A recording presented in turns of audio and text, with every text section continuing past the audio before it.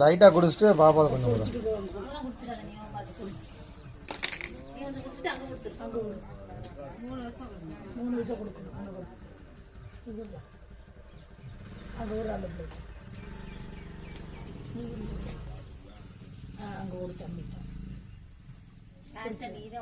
குடிச்சிட்டு அங்க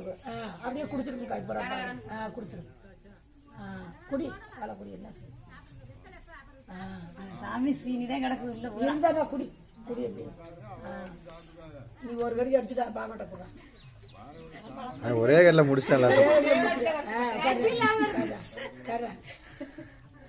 குடு